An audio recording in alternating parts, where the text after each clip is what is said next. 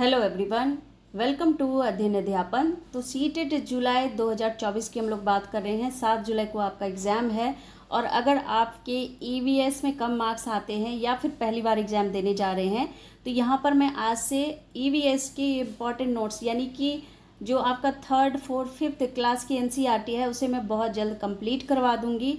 इस विश्वास के साथ आप पार्ट फर्स्ट देख करके आप यहाँ पर पता लगा सकते हैं कि ये कितना ज़्यादा इम्पॉर्टेंट है। और अगर आप इन तीनों क्लासों की बुक के नोट्स को पढ़ लेते हैं तो ईवीएस में आप अच्छे मार्क्स स्कोर कर पाएंगे। तो चलिए देखते हैं क्या हम लोग पढ़ने वाले हैं। तो ये नोट्स से आपको मैं पढ़ाऊँगी यहाँ पर, और ये पेपर 1 के लिए होगा, पार्ट 1 होगा। तो ऐसे मैं बहुत सारे यहाँ पर जल्दी जल्दी क्वेश्चन करवाऊँगी अगर आप लोगों का रिस्पॉन्स अच्छा मिला। और यहाँ पर देखिए, यहाँ से प्रश्न पक्का आएगा, इसको आप पक्का रट लीजिए, चाहे जो भी कीजिए। रटना एक नेगेटिव कीवर्ड है वो मैं जानती हूँ, लेकिन आप इसको अच्छे से याद कर लीजिए क्योंकि यहाँ से आपके 101% प्रश्न पूछे ही जाएंगे। तो चलिए स्टार्ट करते हैं हम लोग और पढ़ते हैं, उसके बाद हम लोग आगे के टॉपिक को भी जल्दी ही कवर कर लेंगे। तो चलिए हम लोग अभी स्टार्ट करते हैं। देखिए ऐसे ही आपको बाकी टॉपिक के भी जो है नोट्स यहाँ पर देखने को मिल जाएगा और सभी इम्पॉर्टेंट है, शॉर्ट में बताया गया है, आपको आसानी से याद हो जाएगा। तो सबसे पहले देखिए, हाथियों से प्रश्न हमेशा पूछा जाता है, तो इसको गांठ बांध लीजिए। इसको जितने भी मैं पॉइंट बता रही हूँ उसको ध्यान से एक बार सुन लीजिए। आपको 50% का जो काम है वो देखते देखते ही हो जाएगा।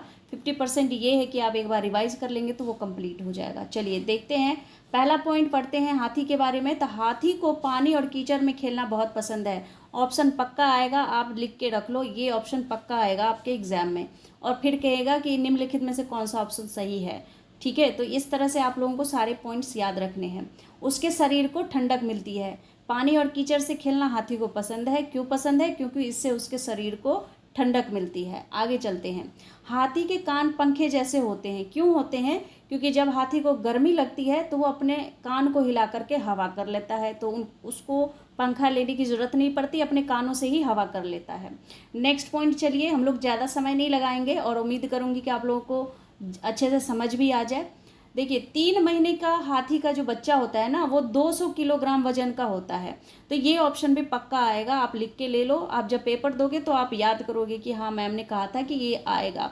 देखिए, 3 महीने का हाथी का जो बच्चा होता है वहाँ पर आपको वजन अलग अलग देगा। 300 ग्राम दे देगा, 150 ग्राम दे देगा, या 200 ग्राम आपको नहीं देगा। दे भी सकता है, नहीं भी दे सकता है, क्योंकि यहाँ पर कन्फ्यूजन रहती है ऑप्शन में। तो 3 महीने के हाथी के बच्चा का कितना वेट होता है? 200 किलोग्राम होता है। ठीक है, अच्छा यहाँ पर एक ऑप्शन, इन दोनों में आपको कन्फ्यूजन होगी तो इसीलिए आप इसको याद रखेंगे। जो एक यानी जो एडल्ट हाथी होता है ना, एक बड़ा हाथी, वो दिन में कितने पत्ते और झाड़ियाँ खा लेता है? तो यहाँ पर 100 किलोग्राम। ठीक है, वहाँ पर ऑप्शन में क्या दे देंगे? 200 किलोग्राम। तो आप कंफ्यूज मत होना, 200 किलोग्राम तो 3 महीने के हाथी के बच्चे का वजन होता है। लेकिन एक बड़ा हाथी जो है वो दिन में 100 किलोग्राम जो है पत्ते और झाड़ियाँ खा लेता है। हाथी बहुत कम आराम करता है, तो ये बिल्कुल सही है। यहाँ पर देखा जाएगा, आपको कहा जाएगा कि हाथी बहुत ज़्यादा आराम करता है, तो वो ऑप्शन अगर आप सही लगा के आ गए तो फिर आपका क्वेश्चन गलत हो जाएगा। तो हाथी जो है ना वो बहुत कम आराम करता है, बहुत कम सोता है। अगर एक दिन में बात करें तो केवल 2 से 4 घंटे ही सोता है। ठीक है, 4 घंटे से 5 घंटे नहीं होना चाहिए, तो ये गलत हो जाएगा। इसके बाद हाथी परेशानी आने पर एक दूसरे की मदद करते हैं। ये झुंड में रहते हैं और एक दूसरे की मदद करते हैं। ठीक है, इसके बाद देखिए नेक्स्ट, यहाँ पर नेक्स्ट पॉइंट है, इस झुंड में 10 से 12 हथनी और बाकी बच्चे होते हैं। ठीक है, तो यहाँ पर आप ये भी पॉइंट नोट कर लेंगे कि 10 से 12 हथनी और बाकी बच्चे होते हैं। इसके बाद झुंड में अक्सर क्या होते हैं?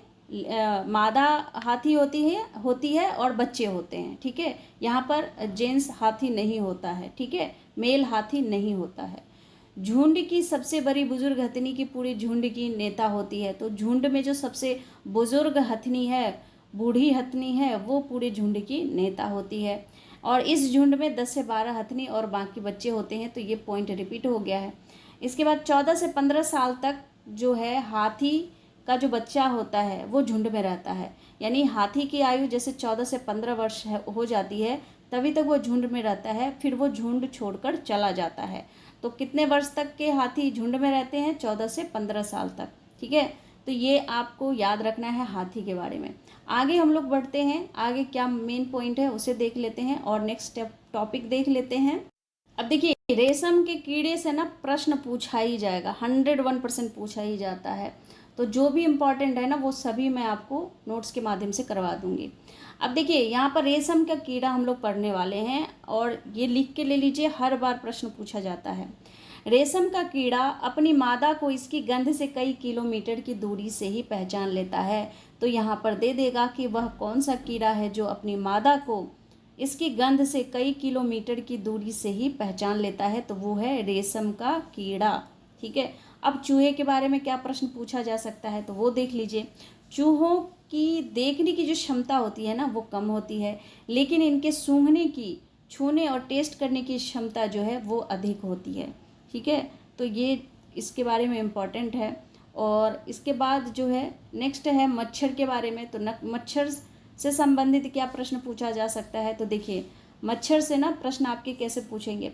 मच्छर हमारे शरीर की गंध, खासकर पैरों के तलवे और हमारे शरीर की गर्मी से हमें ढूंढ लेता है। मच्छर को दिखाई नहीं देता, बल्कि वो हमारे जो पैर के तलवे होते हैं ना उसकी गंध से वो हम तक पहुंच जाता है, और साथ ही हमारे शरीर की जो गर्मी होती है उससे वो हमें ढूंढ लेता है। ठीक है। अगले जो पॉइंट है वो देखिए, मच्छर पानी में अंडे देते हैं, तो ये इसी से डेंगू होता है, कई प्रकार की बीमारियां होती है। तो पानी से होने वाले रोगों का नाम बताइए, कमेंट सेक्शन में लिखिए, नहीं तो आप अपने कॉपी में ज़रूर इसको लिख करके याद कर लें, ये आएगा पक्का। इसके बाद डेंगू, मलेरिया, चिकनगुनिया बीमारी जो है वो मच्छरों से फैलती है, तो इसको आप क्या करेंगे, यहाँ पर नोट कर लेंगे। ठीक है, तो इस तरह से जो है आपकी तैयारी अच्छी होगी।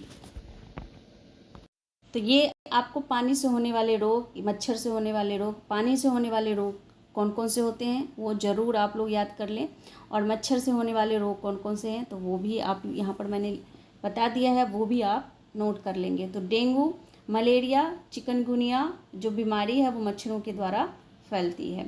इसके बाद है, रुके हुए पानी में या इकट्ठा हुए पानी में मलेरिया के मच्छर पैदा होते हैं, इसलिए मच्छरों के प्रजनन को रोकने के लिए पानी में तेल डालना उचित रहता है। और इससे क्या होता है ना कि जो पानी का पृष्ठ तनाव है वो कम हो जाता है और ऑक्सीजन की पूर्ति रुक जाती है। और ऑक्सीजन नहीं होने के कारण से क्या होता है, मच्छर का जो लार्वा होता है ना वो मर जाता है। तो जब पानी में ऑक्सीजन नहीं रहेगा तो मच्छर का जो अंडा है वो भी जीवित नहीं रहेगा, वो मर जाएगा। तो इसीलिए पानी में क्या किया जाता है, तेल डाल दिया जाता है, केरोसिन का तेल डाल दिया जाता है। ठीक है, तो इस तरह से ये कुछ इंपॉर्टेंट पॉइंट्स थे आपके EVS में। अगर आपको वीडियो पसंद आए और आपको और वीडियो कंटिन्यू चाहिए तो बिल्कुल आप कमेंट कीजिएगा, और नेक्स्ट वीडियो में हम लोग और भी ज़्यादा महत्वपूर्ण वीडियो जो टॉपिक है उस पर वीडियो यहाँ पर मैं अपलोड करूँगी, उसको हम देखेंगे, पढ़ेंगे, जहाँ से 100% प्रश्न पूछे जाते हैं। बाकी जो वीडियो है उसके लिए आप लोग थोड़ा सा इंतज़ार कीजिए, और मिलती हूँ अगले अपडेट में। तब तक के लिए आप लोग अपना ख्याल रखिए। Thank you and thanks for watching.